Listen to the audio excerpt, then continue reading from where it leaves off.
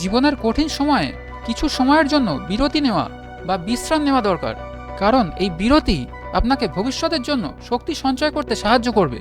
জীবনের চ্যালেঞ্জ বা খারাপ সময়ে সবসময় লড়াই করার চেষ্টা করতে গিয়ে আমরা ক্লান্ত হয়ে পড়তে পারি। এই সময় বিরতি নেওয়া আর নিজের মানসিক ও শারীরিক স্বাস্থ্যের যত্ন নেওয়া খুবই গুরুত্বপূর্ণ। কঠিন সময়ে নিজেকে সময় দিন আর ধৈর্য রাখুন। সমস্যা শেষ হলে আবার আপনি এগিয়ে যেতে পারবেন। জীবনে অনেক সময় সাময়িক আনন্দের লোভে আমরা গুরুত্বপূর্ণ লক্ষ্য বা ভবিষ্যতের স্থায়ী জীবনকে উপেক্ষা করি, কিন্তু আমরা যদি এই সাময়িক আরাম না করে ভবিষ্যতের জন্য পরিশ্রম করি, তাহলেই আমাদের প্রকৃত লাভ হবে। যেমন কেউ যদি ভবিষ্যতের জন্য টাকা সঞ্চয় করতে চায়, তাহলে তাকে হয়তো বর্তমানে কিছু অপ্রয়োজনীয় খরচ বা বিলাসিতার আনন্দ ছেড়ে দিতে হবে, কিন্তু এখনকার এই কষ্টই তাকে পরে আর্থিক সচ্ছলতা এনে দেবে। জীবনে সবসময় সমস্যা থাকবে। সমস্যার সমাধানের পাশাপাশি জীবন উপভোগ করতেও শিখে নিন। সমস্যা এড়ানো সম্ভব নয়, এগুলো আমাদের জীবনেরই অংশ। আর জীবনের পথে চলার সময় নানা রকম চ্যালেঞ্জের মুখোমুখি হতেই হবে।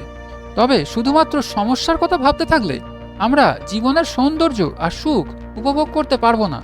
সমস্যার সমাধান করার জন্য অবশ্যই পরিশ্রম করুন, কিন্তু সেই সঙ্গে জীবনকে ভালোবাসতে আর ছোটোখাটো আনন্দগুলো উপভোগ করতেও ভুলবেন না।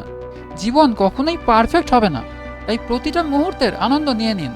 সমস্যার সমাধান আর জীবনের আনন্দ, এই দুটোর মধ্যে ভারসাম্য রাখতে পারলেই জীবনে প্রকৃত সুখ পাওয়া যাবে।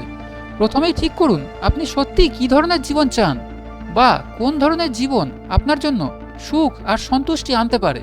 সেই জীবন তৈরি করার জন্য যে জিনিসগুলো প্রয়োজন শুধু তাতেই মন দিন, আর যা কিছু সেই জীবনের পথে বাধা তৈরি করতে পারে সেগুলো এড়িয়ে যান। তবে এর জন্য আপনার মন শক্ত করতে হবে, কারণ আপনাকে অনেক কিছু ছেড়ে দিতে হবে যা করতে হয়তো আপনার মজা লাগতো, কিন্তু সেগুলো আপনাকে আপনার লক্ষ্য থেকে দূরে সরিয়ে দেবে। নিজের জীবনের সুখ, সাফল্য আর মানসিক শান্তি নিজে তৈরি করুন।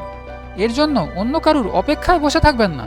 আমরা যদি শুধু অন্যের ওপরই নির্ভর করে থাকি, তাহলে আমরা হয়তো অনেক সময় নষ্ট করে ফেলব আর হতাশায় ডুবে যাব।